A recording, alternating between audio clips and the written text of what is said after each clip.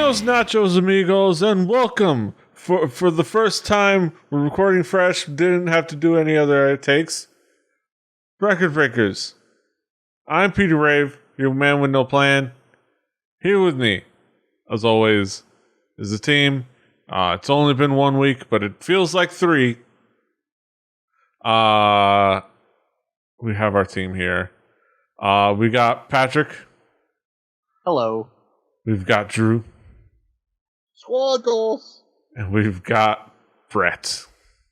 Also known as Fourth Eagle of the Apocalypse. Yes. We're here to talk about music. Share it with each other like we do every week. Here to share an album with us, for us, and on us, and about us. Brett, what do you got for us this week? Album's about me. Well, okay, let's cut to the chase. We're listening to a band, Metallica. Y'all know them, y'all have opinions about them, but we're going to go back in time, as Huey Lewis would, and we're going to talk about their debut album, Kill 'Em All. Yes.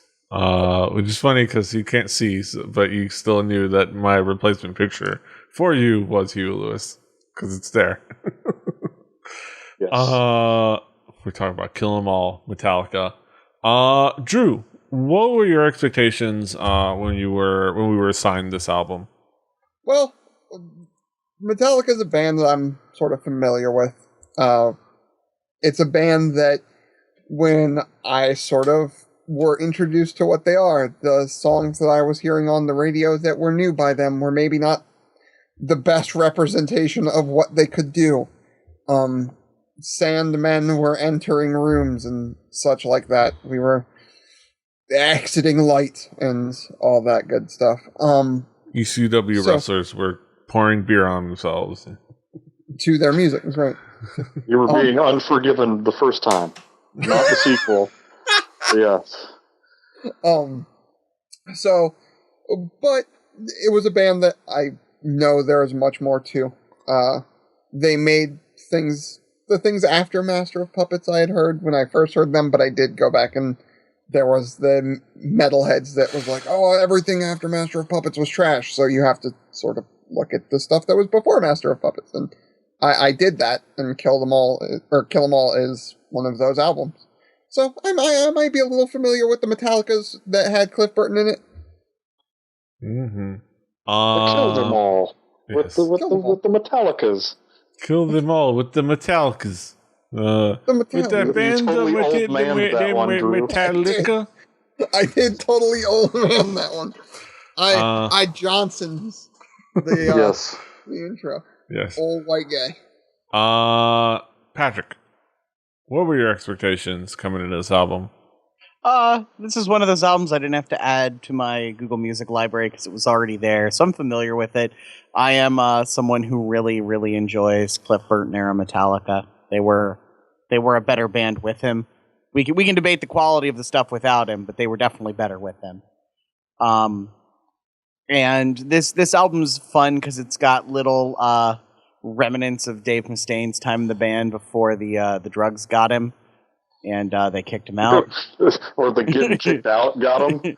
Well, getting kicked out for being like incapable of handling his high.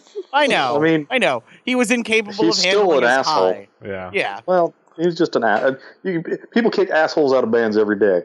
Yeah. He was an asshole that wrote most of the songs. Hey, if we're going to talk about kicking assholes out of bands, maybe they should have talked to Lars. Well, I mean, he was the guy that formed it, so it was a little bit hard. It's like, hey, thank you for forming us in this band. Hit the bricks. Lars, I've always wondered if it must be he must hold all like the copyrights to the name, and they can't take it away from him. Yeah, because like in good the 90s, God, in the 90s when he was making like the sort of an enemy of the band to like a lot of like underground fans. Like, maybe that would have been the time that the lead singer, guitar player could have been like, hey, maybe this isn't cool, dog. Yeah, dog. Yeah. that is exactly how James Hetfield talks. Yeah, I just figure 100%. I just figure Hetfield and Skee-Lo hang out all the time. There's a reference. Yes. But yeah. Brett, how would you describe this album musically? What would be the themes, elements that make it up? Personally, this is a very affecting album. On me, my music that I personally do, and me as a teenager. Me going and like there are songs that are on this album that are on the record, not the album that everybody listened to. There are songs that like I spent probably most of my adult life trying to play. It's the reason why most of the time when I'm not, Huey Lewis, I've got a JCM 800 and a Proco Rat, like in camera shot. Like there's only one thing I do with those, and it's make the sounds off of this and a couple other albums. But this album is very iconic when it comes to guitar licks. You hear these guitar licks were very reminiscent of a previous band that I brought, Diamond Head, and you can hear some of these licks mixed up and used in Megadeth songs. But like you can go today to any music store and you can hear the opening riff to Jump in the Fire, or you can hear the No Remorse open. You can hear like somebody playing 3 seconds of a solo from any number of these songs and getting it wrong any day of the week. It's a very, very iconic. It's a guitar player's album to just pick apart because the songs are long. They do a lot of stuff in those songs. The pace of the songs is really driven by the drums, and the palm mute guitar is just an extra drum to be beat on in the rhythm of this album. And the drums really are driving. It's a different kind of drums than what you would get from metal from before the early 80s. Like it's your Iron Maidens and your Judas Priests and those fellers didn't make galloping drum beats on songs about horses, even though you will find songs about horses from those other guys. It's the drums on it. Say what you will about the person behind the kit. They were effective in what they do, and you get what you pay for. It's gritty. It's very percussive in the way of driving the pace of the songs, and for a guy who enjoys 8-minute songs, you get some of those. So it's got a lot of that. It's a straight up headbanging thrash album without too much of the glitz and glamour. So, Drew, how would you describe this album musically? Well, to me, Brett sort of nailed it. There's a pace to it it's thrash, right? And they sort of were at the forefront of this thrash movement. And you take bits of that, like the hardcore punk tenacity and speed and pace, and you add in what was happening with like British heavy metal and stuff like that, and you get the American thrash that we know and love today. But the thing that, to me, set Metallica, and especially this album, apart from not only their peers, but like metal nowadays, is you can get faster than this, and you can slam more notes into this. But there's a certain precision that's in those early Metallica records that gets coupled with the speed that's just fantastic. It has this feel. You can hear the separation in the notes.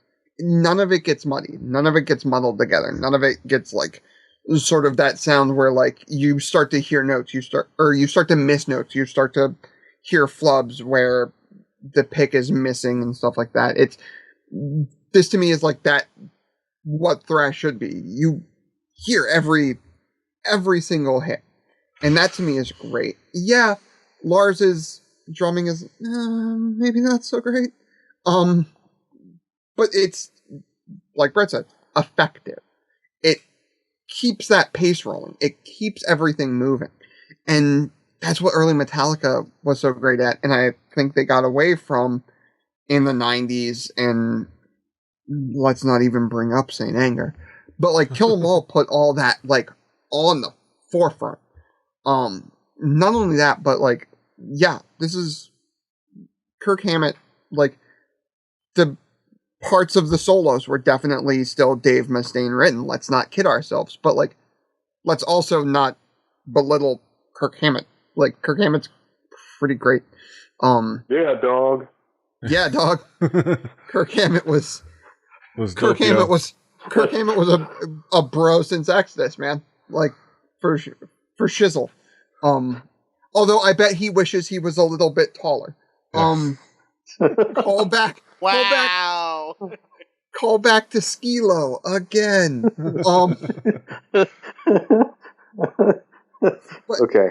But on top of that, like you have Cliff Burton, and Cliff Burton was a great bass player that we lost too early, way too early. And yeah, Jason Newsted was an alright bassist, but this album, just Cliff Burton's bass playing on it was fantastic. But to me, Metallica is defined by Hetfield, like always has been, always will be. The guitar playing is always great. The tenacity and the speed was always great in the first, like, those early 80s records. But James Hetfield had this way of being angry, being evil. Madly in anger with you? Sorry. He was the saint of anger. Yes.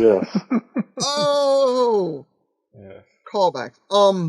No, but he had that sound, but it wasn't like he was trying to, like, bring Satan out in music or something like that. No, it was just like that growl and that gravel in his voice just had that tone that was so cool, but it still had good vocal control. Like he wasn't going off the rails and doing something stupid. Like it had good vocal tonality and control. Yeah, like maybe they fell off. Yeah, maybe Deathmatch tried and it's way too late. But Kill 'Em All in metal is something special because you can hear like, oh, okay, like this can be sort of like something that parts of it, like not every band's going to try to ape this album or ape, I keep mentioning about Master of Puppets. They're not going to exactly try to copy that.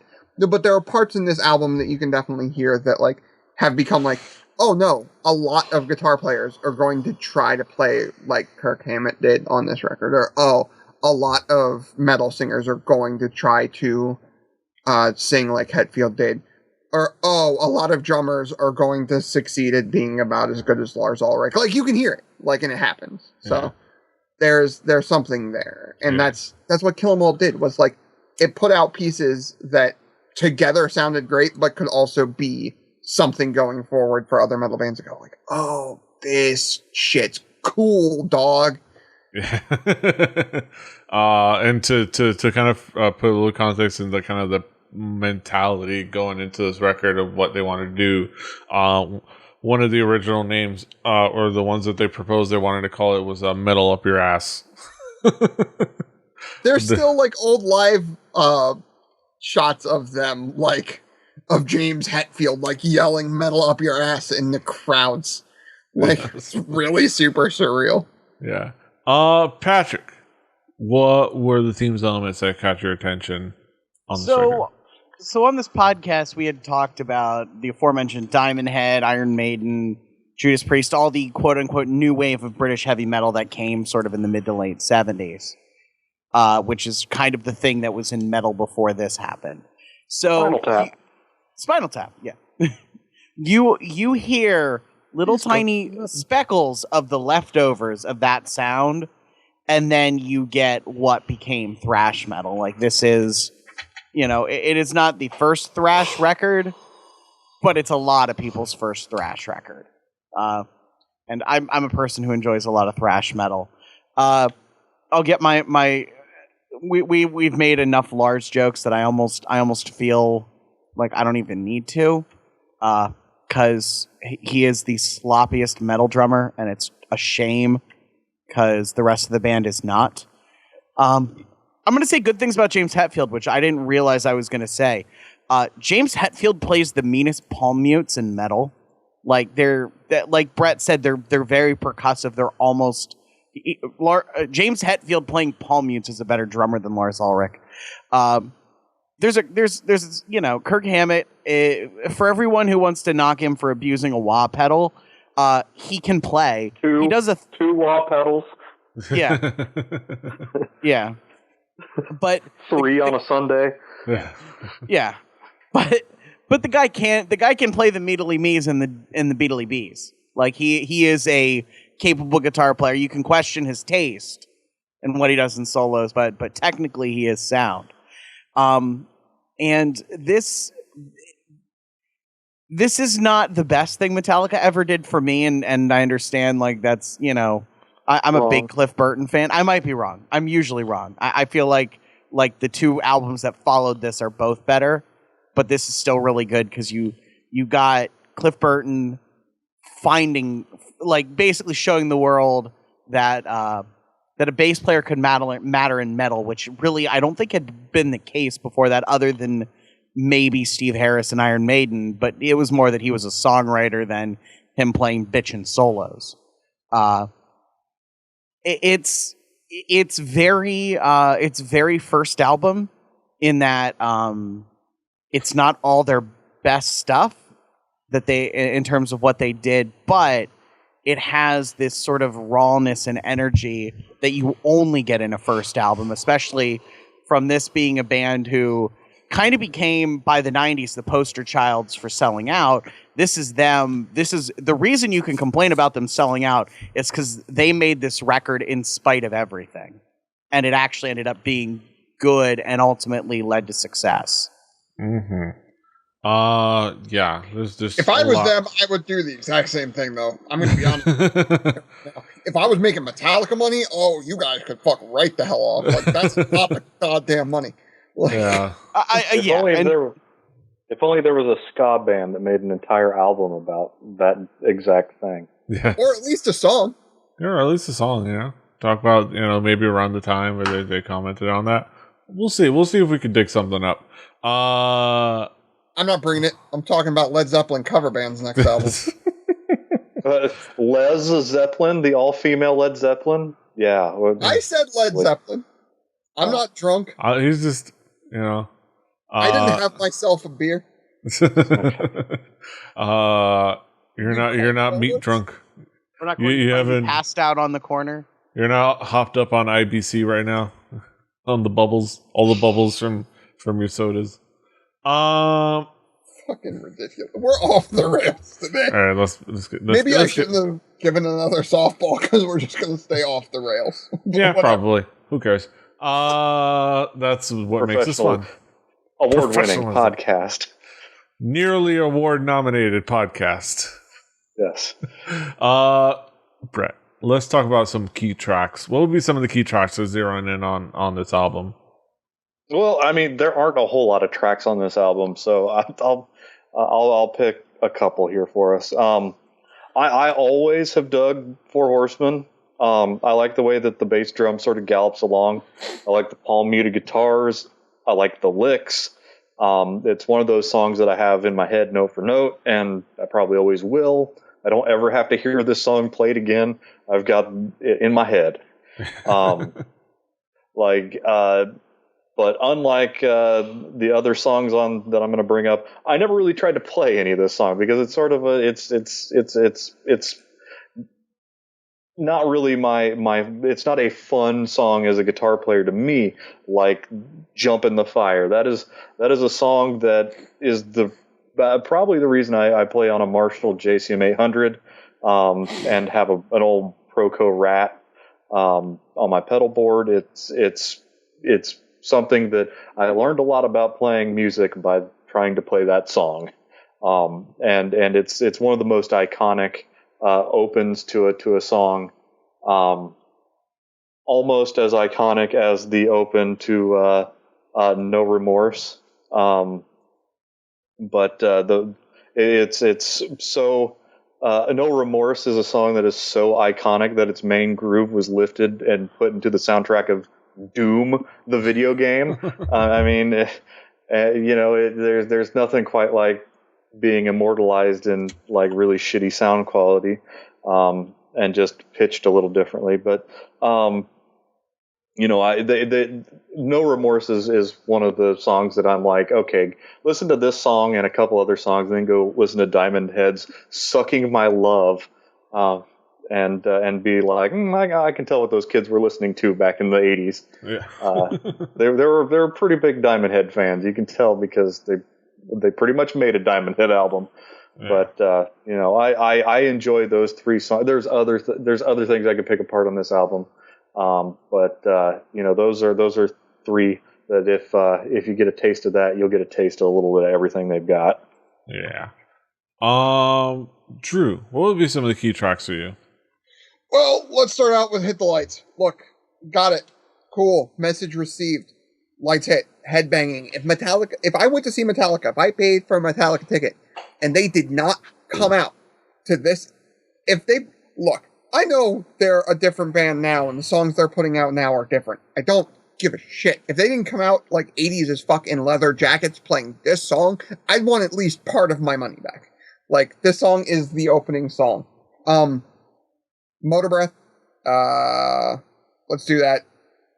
Like, this is sort of the template, right? And then Seek and Destroy. I'm sorry, Motor Breath, let me elaborate. Motor Breath is the thrash template to me. And the solo was great. It's quick. Like, it's a short one, blink and you'll miss it sort of solo.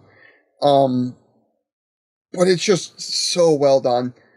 But then Seek and Destroy, like, is weird for me. The first 3 minutes of that song, if I were to pick a low point in the record, I think the first 3 minutes of Seek and Destroy are the low point to this record. The rest, absolutely solid. Fair. But like you got to earn that last bit of Seek and Destroy. Yeah, Seek and Destroy. Seek and Destroy. The last bit of it was good, but the first 3 minutes was just like, meh. Like, is this going anywhere? And then, like, it did go somewhere, and I'm like, oh, okay. Like, it went to a Dave Mustaine guitar solo. Yeah. Dave Mustaine was an asshole, but he could write a solo. And he would put those solos in the many, many Megadeth albums. Sometimes I think twice. Look, I didn't say he could write many different solos. I said he could write good ones. That man also did a lot of drugs, let's be fair. Hey, we do the Dave Mustaine thing. If you enjoy, like, Dave Mustaine, like, got a palsy from sleeping weird and had to relearn how to play the guitar, like, from scratch. But the good thing about Dave Mustaine is he wrote a lot of the stuff on this album. There is way more of the stuff that's on this album that's Dave Mustaine. You just go on over to the Megadeth side of the aisle. It's even in the M section at your local used CD shop. So you don't have to go far. Yeah, maybe like a couple of rows of albums. Maybe not even rows. Just go up like the column. Somebody will have put Megadeth in the Metallica part just because. Just because. It's like you go from MET to MEG. Just kind of go back. It's probably pretty close. Yeah. Sorry. Off the rails. Off the rails. I wonder if that's going to happen again. Yes. Patrick, what would be some of the key tracks for you? So I made fun of Lars mostly for the intro to Hit the Lights, which is the sloppiest like double bass work ever on an album. Like, I get it ain't easy to do live, but you're in a fucking studio, do it right. Especially when at this same time, 4 hours Phil south, Collins going to town. You had Dave Lombardo with Slayer being a fucking metronome who could play faster and better. That is the problem with Lars Ulrich, is that Dave Lombardo existed at exactly the same moment, and did everything better. But I get what Drew's saying. Like, this is super early 1980s metal, and it requires leather jackets, and it is a good opener, minus the horrible double bass work that is like, it sounds like me playing double bass drums, and I'm terrible at it. The Four Horsemen. That is a killer fucking guitar riff, which is probably because Dave Mustaine wrote it. And like I said, sort of at the beginning, James Hetfield's like palm muted riffs are under like I was part of that whole "we hate Metallica because of Napster" era because I was that age and downloaded a lot of Metallica via Napster and felt angered by that because I was young and stupid. But like, it took us a long time to realize. Oh yeah, they were kind of right. They were just assholes. They went about it the wrong way, but they weren't entirely wrong. They also fought against selling music on the internet for a long time until they finally realized, oh, this is how you make money now. But it's the Four Horsemen's really good. The Kirk Hammett solo is really good, and he doesn't abuse a wah pedal in it, and I think that makes it better. It's probably because it's like, you know, probably half written by Dave Mustaine. But hey, it's a really, really cool song. There's a really good if you want to know like how to connect this to new wave of British heavy metal, the solo has this doubled bit, which is very much like what Iron Maiden would do, where you have, you know, two guys playing some sort of slightly harmonized version of the same lick or solo bit. It's cool. I like it. It's very of its era, but it's good. I actually like all of Seek and Destroy because it is the most new wave of British heavy metal song on the record, but you get like it is the missing link between those two sounds. It's very much the connection. And then the elephant in the room for me, being someone who loves Cliff Burton, Anesthesia, Pulling Teeth, the bass solo. This is one of my favorite things ever recorded, period. Like Cliff Burton was put on this earth for 5 minutes to play the most like amazing metal bass and set the template for everyone who would follow him. And I don't hate Jason Newsted. He's a great bass player. And Rob Trujillo is actually kind of a great bass player, but neither of them are Cliff Burton. They neither of them would be the bass player they are without Burton. I'm sure Jason Newsted was reminded he's not Cliff Burton many times. And I feel bad for how they treated Jason Newsted. He's an excellent bass player. Here's my wonder. Is it like, and Cliff Burton's great, I'm not taking away from Cliff Burton, but if the time that Jason spent with the band or the time that new guy, I can never remember his name, Robert Trujillo, if the time that they've spent with the band, if it was in a time when the band was playing good music mostly, I wonder if that would change. Yeah, it would change the perception. So I think from a technical perspective, Jason's a great bass player, but he could never rip solos the way Cliff could. Rob Trujillo is technically a much more accomplished bass player than Cliff ever was, and that's in but he part has because, the shitty Metallica. Yeah. But he has the shitty band around him. But like he was in Ozzy's band for a long time. He's played in 50 other bands. Like, he's an incredible player.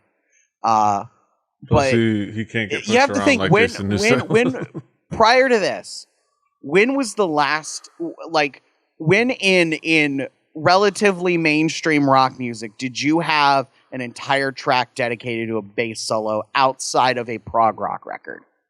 Oh, there was drums in that. Yeah, but like most of it is just a bass solo that they then, you know.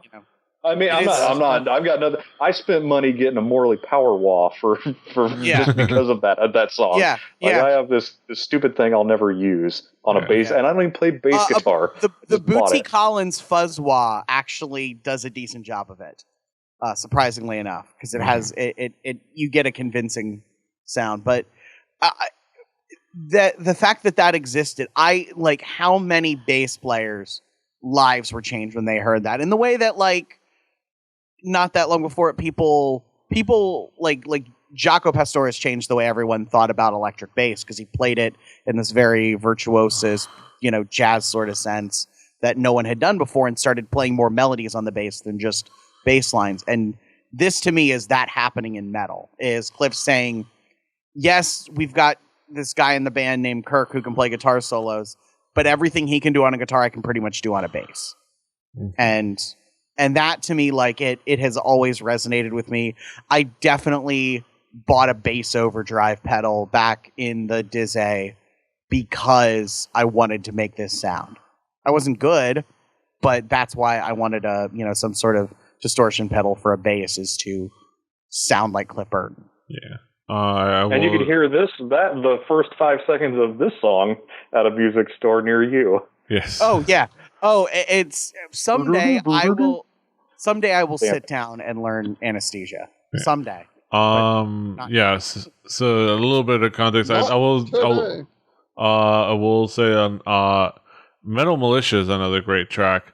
And I want to point out that when I was doing TV production class in high school, I got to do my own little like music video show, and and I did set the opening like sequence to Metal Militia, and it was fun.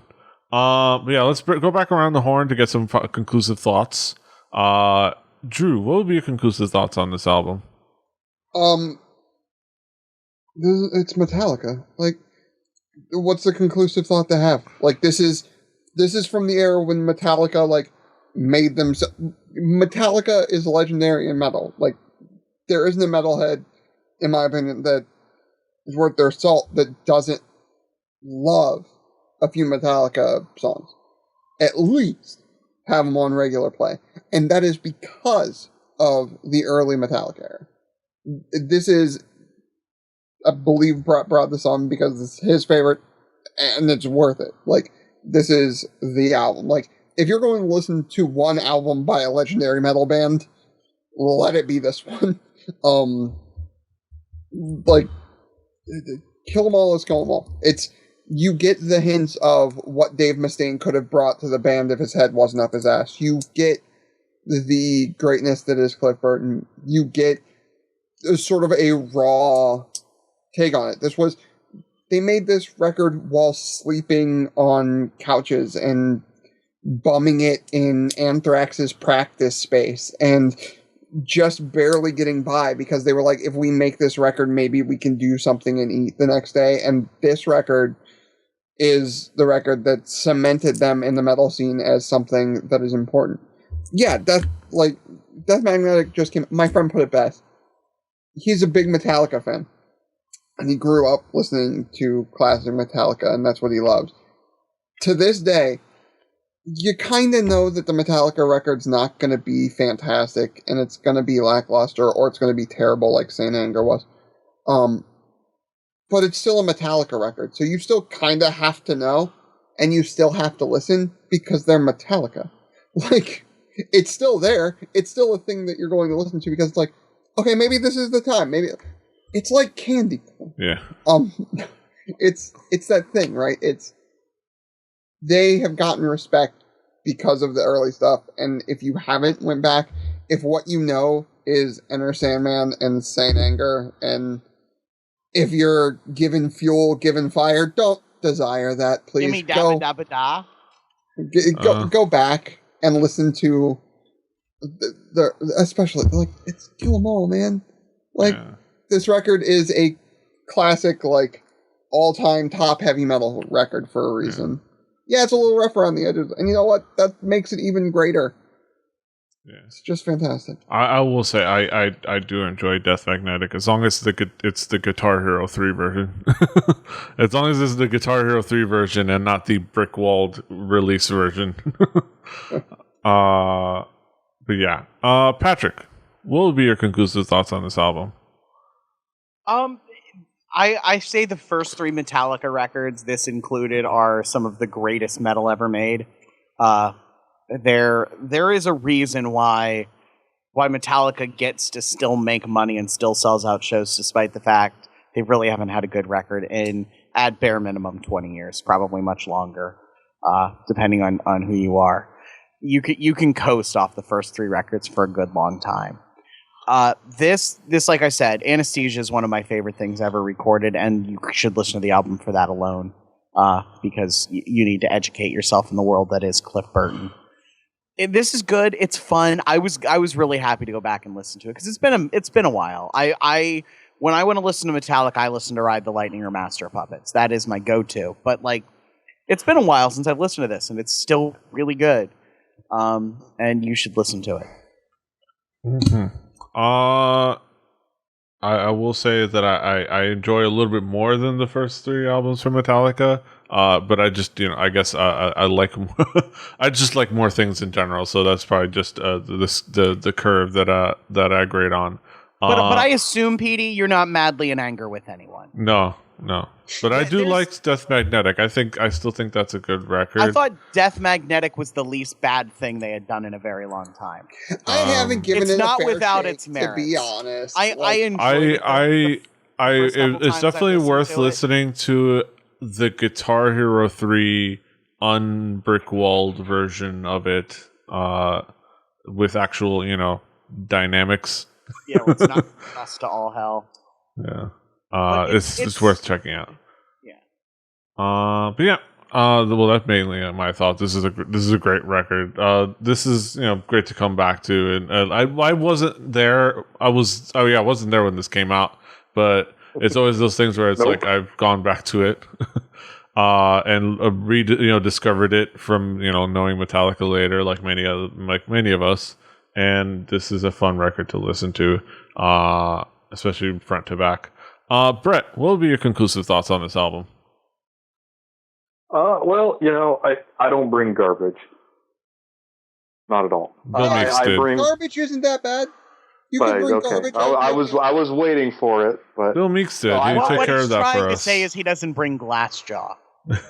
Well, when I bring albums that are important to me. It's becoming increasingly hard to find things that have as much meaning in musically to my musical past as this album. This album's important to me.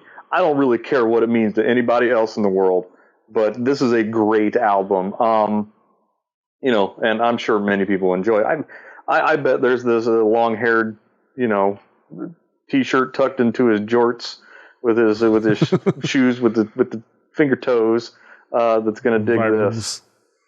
Yes, the Vibram Soul shoes in North Texas. But I imagine you can find something to love no matter what you're into, because it's musical skill.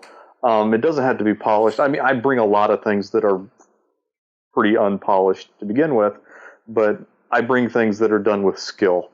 And this is a show of skill. These were a bunch of kids making this album. We all of us who are in this show are much older than the guys were when they were recording this. And thinking of what I was doing when I was the age that they were, they did pretty well. Mm-hmm. So all in all, go out and listen. You don't have to like it, because it's still going to be around whether you do or not. But it's worth listening to. Mm-hmm. And say what you want about Saint Anger. It's no Lulu. Because goddamn, that was terrible. Yeah. It's the whole Lou Reed Metallica album. Oh god. But yeah, those are our thoughts on Kill 'Em All, Metallica, the very beginning. Word up, dog. Word to your mother. Now we go to the main event of the evening. We get to our haiku reviews. I'll start with a regular initiative order. Drew, what is your haiku? A Metal Mainstay as their studio debut, for sure, worth the time. Mm-hmm. Patrick, what is your haiku? Thrash metal's first strike. Very strong debut effort. Long live Cliff Burton.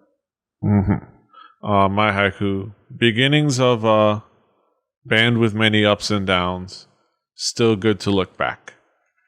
And Brett, what is your haiku? It's a well-known band. Guys everyone around here know. Just a lot younger. Mm-hmm. Yep. And those are our thoughts. Doppler, yep. Yep. Those are our thoughts on Metallica's Kill 'Em All. You can, of course, find it on our Spotify playlist. Play Record Breakers the home game. Listen along at home and, do your homework and form your opinion. On that Spotify playlist will be next week's record. And that'll be provided by Drew. Drew, what do you got for us next week? Well, I said it's a Led Zeppelin cover band. It's a band called the Fisher King. Joke. Callback that nobody's gonna get, but like the no rude boys that listen to this podcast and realizing, damn it. No, we're bringing in something that, as a ska fan, I consider this one of those softballs. It's a band that everyone in the ska scene sort of knows, for better or worse. And the album that sort of got them big, this is Real Big Fish with the next album will be Real Big Fish's Turn the Radio Off. Mm-hmm. Everyone's doing the fish. Yeah. It's not so bad being trendy. Yeah, everyone who looks like he is my friend. It's Here good. we go. Just fasten your seatbelts, everyone. Next week, it's going to be one of those episodes. God. Yeah, next week. Yeah. Yes. We're suspiciously next week I'll be here. Even though I'll still be in Indiana. Yeah, even though part. on my social networks it's gonna seem like I'm in Korea. Crazy. Weird. I will probably still be Huey Lewis. Yes, unless you're Gabe Newell. Hey, to the 10 people who listen, to the 10 people who listen to us. By the way, we sometimes put these in the can. Yes. Oh. All right. So. That's next week. This is this week. I'm not going to be able to record next week. Yeah. We'll talk about that later.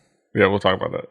Of course, you can find us all over the internet. Patrick is at the Swagger. Britt is at Hibbity Bibbert, HIBBITYBIBBARD. Drew is at XDruciferX. I'm at PD Rave. Follow me for fun Korea times. I'm going to be all over the place eating noodles and singing at norebangs and like doing lots of crazy stuff. The show is the show is 4 Record Breakers. That's the number 4 Record Breakers. RecordBreakersPodcast.com. RecordBreakersPodcast@gmail.com if you want to email us. Rebelli.net for this and other shows. Rebelli TV on YouTube, on Twitch, on all the places. Do the things. Until next time. Hasta los huevos. Hulu.